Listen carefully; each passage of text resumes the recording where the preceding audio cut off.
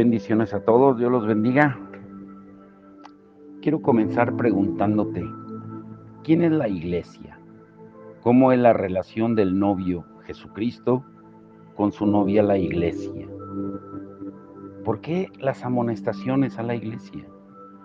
El título de hoy para concluir en esta semana es Apocalipsis, preparando la novia con gracia. Hemos estudiado 3 iglesias que Jesús les habla primeramente y nos dimos cuenta de que hay algo tan interesante en las amonestaciones. Cuando Jesús amonesta a la iglesia de Éfeso, y algo impactante es cuando la amonesta por haber dejado su primer amor. Y es muy interesante de que cada amonestación específica a cada iglesia nos involucra a cada uno de nosotros. Hoy pon atención en estas iglesias restantes. A Tiatira, que representa a la iglesia moderna. Apocalipsis 2, 18 al 29 dice, escríbele al ángel de la iglesia en Tiatira. Este es un mensaje del Hijo de Dios, cuyos ojos fulguran como llamas de fuego y cuyos pies son como bronce al rojo vivo. Estoy al tanto de las obras que realizas, de tus bondades, de tu fe, de tu servicio, de tu perseverancia. Sé que ahora estás haciendo mucho más que cuando comenzaste. Sin embargo, tengo esto contra ti. Tú permites que Jezabel, la que dice ser profetisa, enseñe a mis siervos a practicar inmoralidades sexuales y a comer carne sacrificada a los ídolos. Le he dado tiempo para que se arrepienta de su inmoralidad, pero se niega a hacerlo. Por eso la voy a arrojar en un lecho de intensa aflicción, y junto a ella arrojaré a sus amantes, y los haré sufrir terriblemente si no se vuelven a mí arrepentidos de los pecados que han cometido con ella. Y a los hijos de esa mujer los heriré de muerte. Así sabrán todas las iglesias que yo escudriño la mente y el corazón, y que a cada uno le doy su merecido. En cuanto a los demás de Tiatira que no han seguido estas falsas enseñanzas, que algunos llaman profundos secretos de Satanás, no les pediré nada más. Eso sí, retengan firmemente lo que tienen hasta que yo vaya. Al que salga vencedor y se mantenga hasta el final haciendo lo que me agrada, le daré autoridad sobre las naciones, de la misma manera que el Padre me la dio a mí, y las regirá con vara de hierro, y las hará saltar en pedazos como vasos de barro. Y también le daré la estrella de la mañana. El que tenga oídos escuche lo que el Espíritu dice a las iglesias.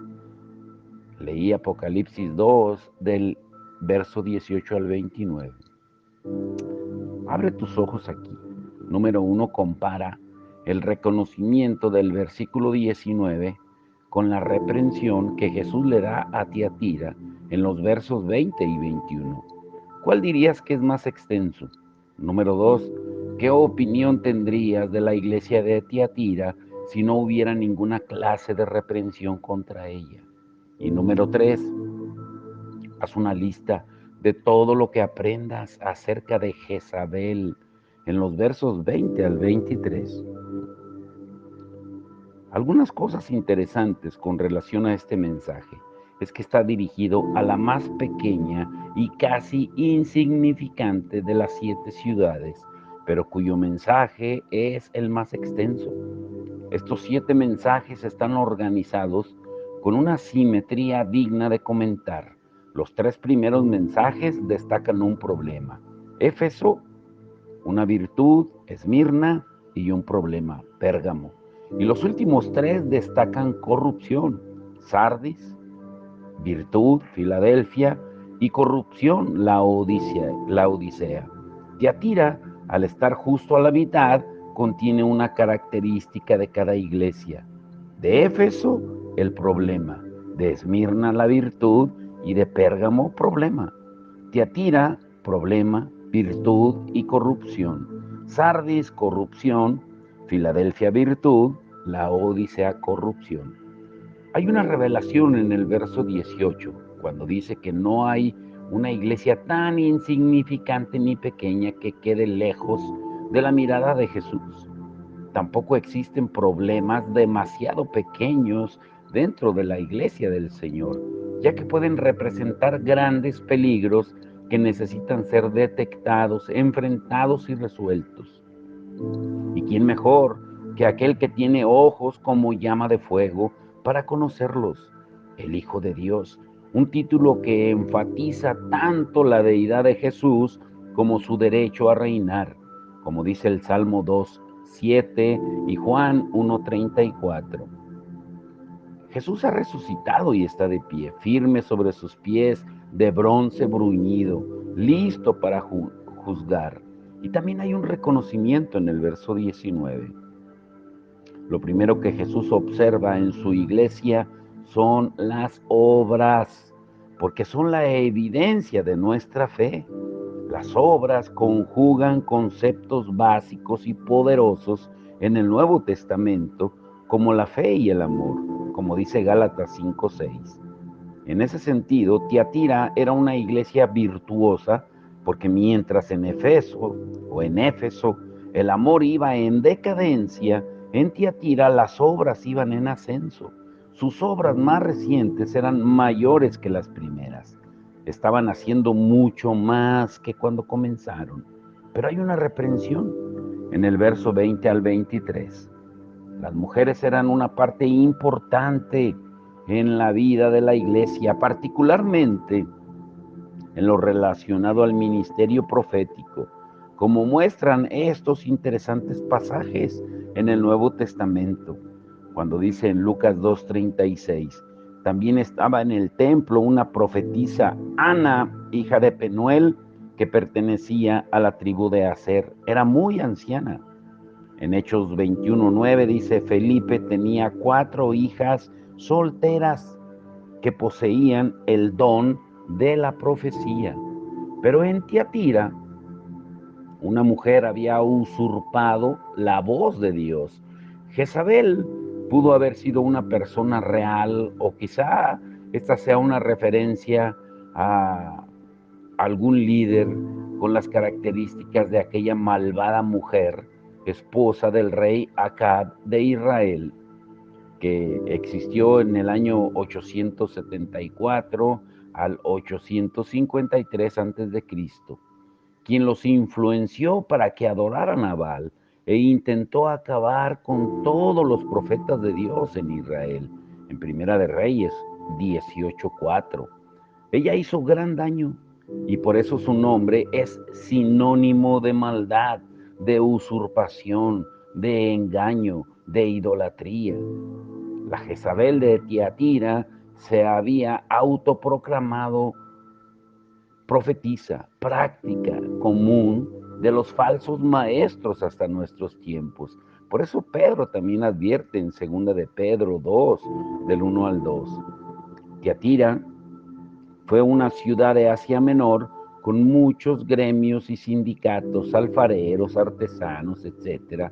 Y cada uno de ellos tenía su propia deidad a la que todo agremiado debía adorar.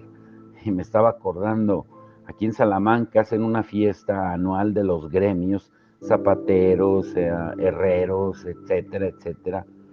Y y eso lo hacían en Tiatira para convencer a los discípulos del Señor a participar de esa práctica pagana. Jezabel debió usar su supuesta autoridad profética para sacar de contexto algunos principios bíblicos, tales como los referidos a comer carne sacrificada a los ídolos, como Pablo dice en 1 Corintios 8:4, ignorando el llamado a no tener comunión con eso, como dice 1 Corintios 10:20. Y hay una advertencia en los versos 24 y 25 de Apocalipsis, una estrategia de los falsos profetas. del Antiguo Testamento y repetida también por los falsos maestros en el Nuevo Testamento, que es seducir, como dice en segunda de Pedro 2:18, con discursos arrogantes y huecos a sus seguidores. Estas palabras infladas buscan inquietarnos, menospreciando que Jesucristo, como dice Efesios 1:3, nos bendijo con toda clase de bendiciones espirituales en los cielos porque pertenecemos a Cristo. Jesús mandó a los que se atrevieron a decirle no a Jezabel que retuvieran aquello que ya tenían. Ahora, ¿te has puesto a pensar qué es aquello que ya tienes? ¿Qué otra cosa puede ser más valiosa que Cristo? Como dice en Juan 1:12, en primera de Juan 5:11, Colosenses 2, del 7 al 10. Estamos completos en Él. Esa es una maravillosa verdad. Pero para algunos en Tiatira, Jesús no era suficiente. Anhelaban escuchar más y más acerca de aquello a lo que Jesús se refería como profundos secretos de Satanás. El llamado de Jesús es sencillo, pero contundente. Retengan firmemente lo que tienen. Esto es a Cristo. Por eso pongamos atención a sus enseñanzas y sobre todo ponerlas en práctica, como Él dice en Mateo 7:24. La iglesia es llamada a influenciar a su entorno con esa influencia irresistible que solo el amor y el sacrificio por el beneficio de otros puede producir.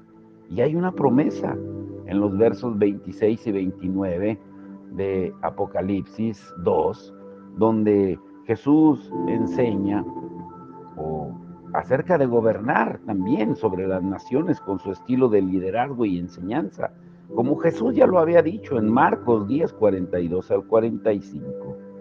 Dice, por eso Jesús los llamó y les dijo, como saben, los que se consideran jefes de las naciones oprimen a su gente y los grandes abusan de su autoridad. Pero entre ustedes debe ser diferente. El que quiera ser superior debe servir a los demás. Y el que quiere estar por encima de los otros debe ser esclavo de los demás. Así debe ser, porque el Hijo del Hombre no vino para que le sirvan, sino para servir a los demás y entregar su vida en rescate por muchos. Su iglesia es llamada a través de la promesa dada a Tiatira a influenciar a su entorno con vara de hierro, con esa influencia irresistible que solo el amor y el sacrificio por el beneficio de otros puede producir. Y resulta emocionante anticiparnos al glorioso regreso del Señor de esa manera. De hecho, originalmente, el planeta que se conoce como el planeta Venus es conocido como la estrella de la mañana por su extraordinario y constante brillo, anunciando el amanecer de un nuevo día. El apóstol Pedro retoma esa idea, resaltando la necesidad de estar atentos a la palabra profética, a la palabra de Dios, como dice él mismo en segunda de Pedro 1:19, como antorchas que disipan la oscuridad hasta que el día esclarezca y la estrella de la mañana brille en sus corazones. La idea detrás de este imperativo es que ese lucero de la mañana, antes de brillar en el firmamento, necesita brillar en nuestros corazones y ser una realidad en cada discípulo de Jesús. Ese lucero de la mañana será real para la gente a nuestro derredor cuando lo sea en cada uno de nuestros corazones. Por eso abre el corazón. Y quiero dejarte estos 3 puntos acerca de esta iglesia. De los elogios que Jesús tiene para la iglesia de Tiatira, ¿cuál de ellos piensas que podría ser también para ti, para tu comunidad de fe? ¿En cuáles pueden trabajar? Número 2, ¿cuándo fue la última vez que por influencia de otra persona fuiste tentado a no tomar en cuenta el consejo de Dios en su palabra. Y número 3, ¿quién sería en este momento para ti Jezabel, cuyos consejos te están apartando de tu fe, confianza, amor y fidelidad a lo que Dios dice en su palabra? No es necesario que des nombres. Ahora, hay otra iglesia también muy interesante, Sardis, la iglesia casi cristiana, los tibios. Apocalipsis 3, del 1 al 6, dice: escríbele al ángel de la iglesia en Sardis. Este mensaje te lo envía el que tiene los 7 espíritus de Dios y las 7 estrellas. Estoy al tanto de la obra que realizas. Tienes fama de estar vivo, pero sé que estás muerto. Despiértate, cuida lo poco que te queda, porque aún eso está al borde de la muerte. Me he dado cuenta de que tus actos no son perfectos delante de mi Dios. Vuélvete a lo que oíste y creíste al principio. Guárdalo firmemente y arrepiéntete. Si no lo haces, iré a ti como ladrón, cuando menos lo esperes. No obstante, hay en Sardis algunas personas que no han manchado sus ropas. Por eso, porque son dignas, caminarán a mi lado vestidas de blanco. El que salga vencedor recibirá ropa blanca. No borraré su nombre del libro de la vida, sino que reconoceré su nombre ante mi Padre y ante sus ángeles. El que tenga oídos, oiga lo que el Espíritu dice a las iglesias. Abre tus ojos aquí. Después de leer con detenimiento los versos 1 al 6, ¿qué es lo que más llama tu atención en este mensaje a Sardis? ¿Cómo podemos conocer el diagnóstico de Jesús para la iglesia en Sardis? Haz una lista de todo lo que el texto dice, tanto por declaración como por implicación acerca de su estado espiritual. ¿Y cuáles son las instrucciones precisas de Jesús para esta iglesia? Abre tu mente y tu corazón aquí. Primero, la revelación, en el verso 1. Sardis era una ciudad conocida por su riqueza y su comodidad. Disfrutaba del esfuerzo y del trabajo de las otras ciudades en la región, y eso le daba un estatus, una posición. Jesús se presenta como el que tiene los 7 espíritus de Dios y las 7 estrellas. Juan ha utilizado el 7 como sinónimo de plenitud desde el punto de vista de Dios. Y en Jesús está la plenitud, como dice Colosenses 1:19. Esta revelación, sin duda, llevó a la iglesia de Sardis a reflexionar sobre las apariencias en este mundo, y que aún las de la afamada Sardis eran algo pasajero. ¿Cuál podría ser entonces la riqueza y la plenitud de que la iglesia de Sardis podría jactarse? ¿En qué se basaba la reputación que esta iglesia tenía? Piensa. Pero también hay una reprensión. Lo que Jesús está a punto de decirle a esta iglesia corrupta es algo sumamente serio. Jesús invierte el formato que ha venido usando en cada uno de sus mensajes a las diferentes iglesias, y comienza con una reprensión y termina con un reconocimiento. Pero, ¿qué es más triste? ¿Ser una iglesia viva y saludable que enfrenta las críticas de la gente a su alrededor? ¿O ser una iglesia de las que todos hablan maravillas, pero que en el fondo está muerta? Sardis en el pasado amaba la palabra, amaba las almas y predicaba el evangelio. Era una iglesia generosa y servicial que se dolía y hacía lo que fuese por aliviar el dolor y llevar esperanza a este mundo roto. Sin embargo, en ese momento solo hablaban de sentirse cómodos con su teología y su tradición. Para esta iglesia, Jesús tiene una fuerte reprensión que necesita ser escuchada por la totalidad de sus miembros y les dice: tienes fama de estar vivo, pero sé que estás muerto. ¿Cuáles eran las expectativas de Jesús para Sardis a la luz de esta confrontación? ¿Tus actos no son perfectos? Sabemos por la misma palabra de Dios que nadie es perfecto, dice Eclesiastés 7:20.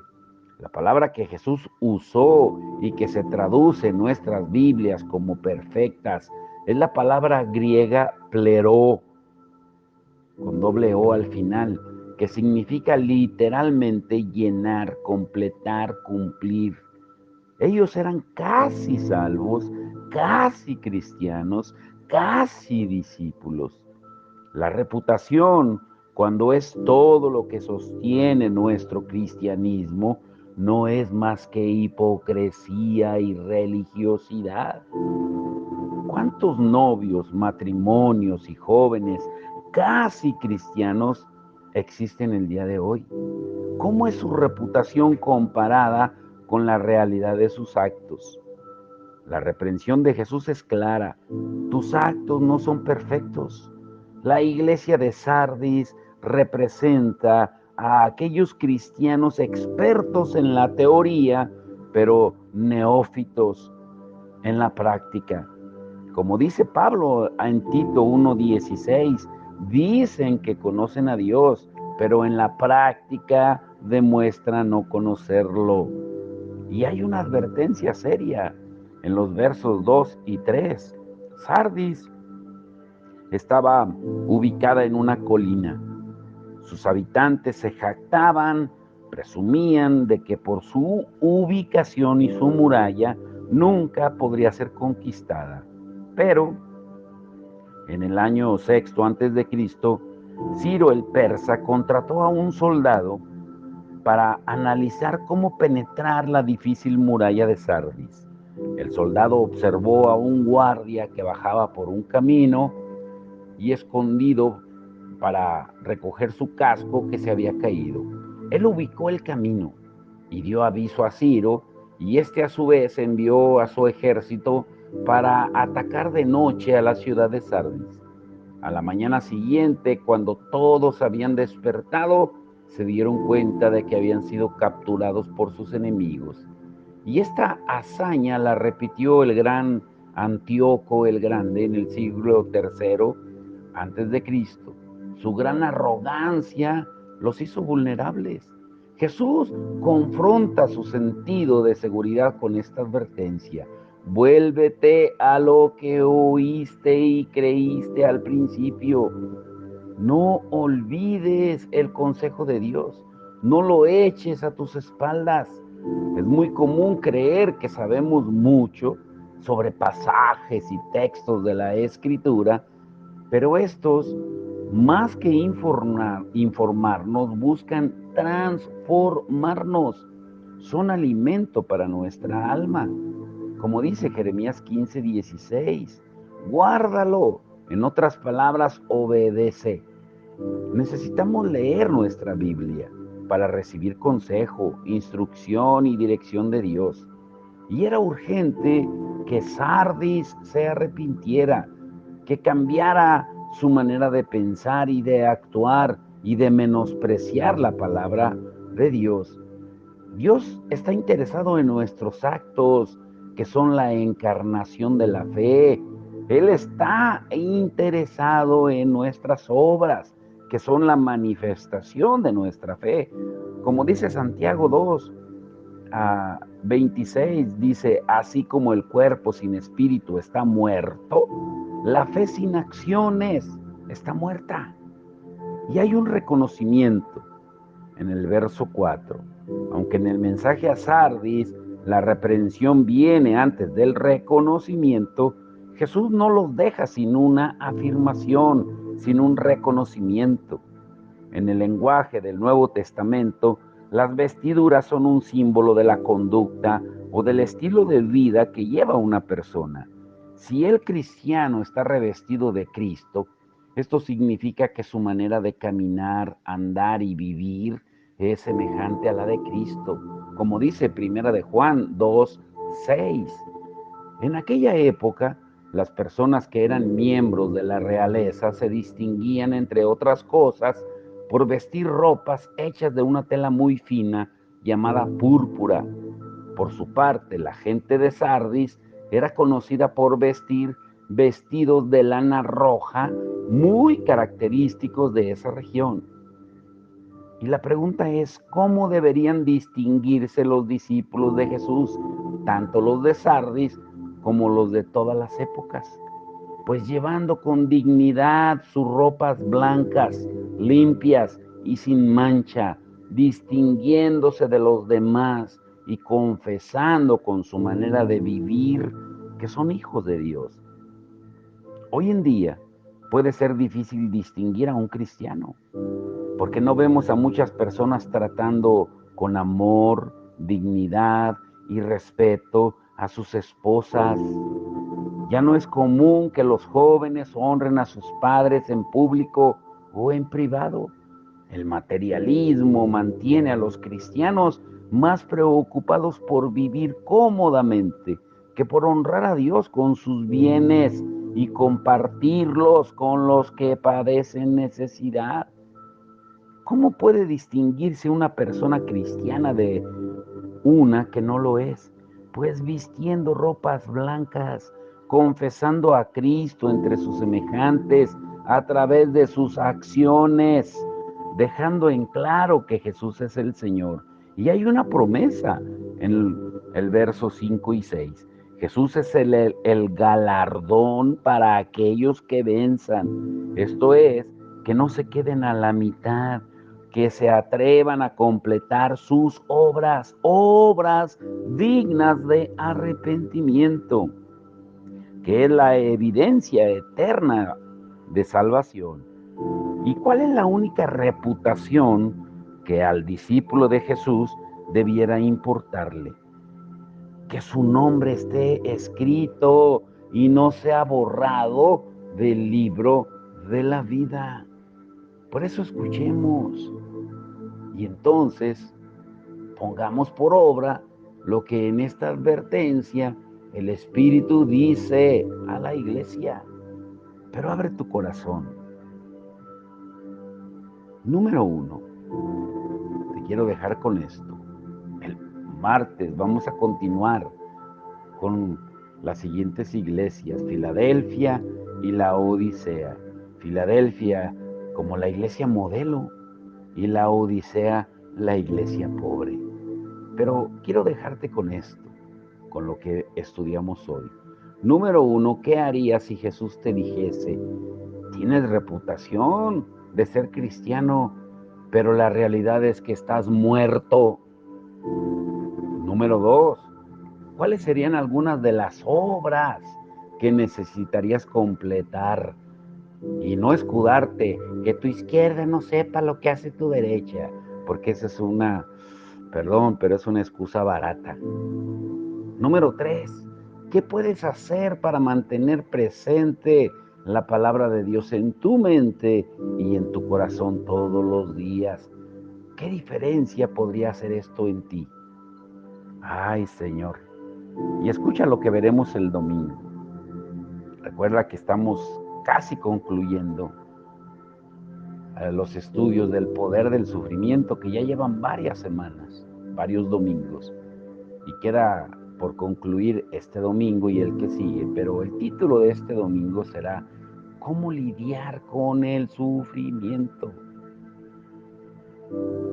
Muchos cristianos, tristemente, como lo veíamos ahorita, son como fotografías pobres, muy gastadas y reveladas muy rápido.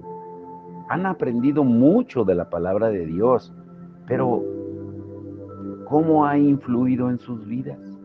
El crecimiento espiritual se ve en el cambio, pero tomemos en cuenta que el corazón humano a lo que más se resiste es precisamente a eso, al cambio. Si no tenemos un cambio de mentalidad, jamás vamos a poder luchar, lidiar con el sufrimiento.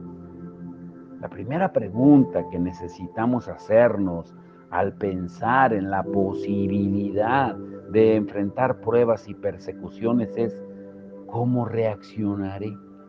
¿Lo haré como los ejemplos que hemos estudiado o lo haremos negativamente? ¿Qué es lo primero que necesito para lidiar con el sufrimiento? Así es de que prepara tu corazón. Pero vamos a orar y a darle gracias a Dios. Padre, en el nombre de Jesús, te damos toda la honra y la gloria.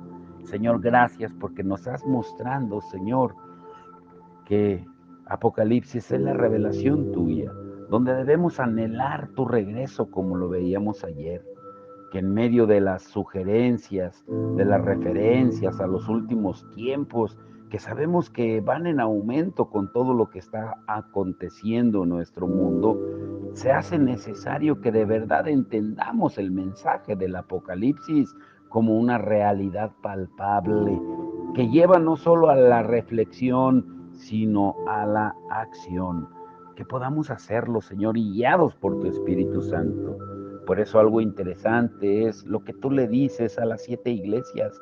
Oigan lo que el Espíritu dice a la iglesia.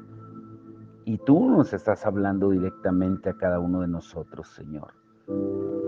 Que tu palabra, Señor, sea esa espada aguda de 2 filos y que penetre y parta, discierna los pensamientos del espíritu y del alma, Señor. Y que seas tú revelando, convenciendo de justicia, de pecado y de juicio a través de tu Espíritu Santo y que cumpla la función por la cual tú lo enviaste, que no es otra que glorificarte como tú lo dijiste en San Juan 16:14. Señor, y te rogamos de antemano por los servicios de los domingos en cada iglesia donde se reúnan 2 o 3 en tu nombre, porque ahí estás tú. Porque el número no es importante para ti, Señor. Porque si se tratara de números, pues entonces tú fuiste el predicador, pues más fracasado de la historia, teniendo todo el poder sobrenatural que pudiera existir. Porque tu palabra dice que te seguían miles, multitudes, pero solo para comer panes y peces. Pero cuando tú los confrontaste con la palabra en el capítulo 6 de Juan, se fueron, te abandonaron. Aún los mismos discípulos se querían ir, diciéndote, dura palabra es esta. Pero tú no trataste de retenerlos, sino tú les dijiste, se quieren ir también, porque tu palabra confronta, porque el Evangelio confronta, Señor. Y los números no te interesan a ti. Lo que te interesan son las almas arrepentidas verdaderamente, porque pueden estar las iglesias llenas de miembros, pero no de verdaderos discípulos, no de verdaderos creyentes. Que esta serie de estudios, Señor, nos lleven a la verdadera realidad y que tú nos enseñes como nos estás enseñando lo que es el verdadero evangelio. Que nos abras los ojos, Señor. Te damos todo el honor y la gloria y glorifícate, Señor, en cada servicio. Quita todo obstáculo para que estemos reunidos exaltándote, adorándote, escuchando tu palabra y compartiendo ese manual divino que tú ya nos dejaste en tu palabra, como es Hechos 2, 44 al 47. El que tenga oídos para oír, oiga. Te damos todo el honor y la gloria en el nombre de Jesús. Amén y amén.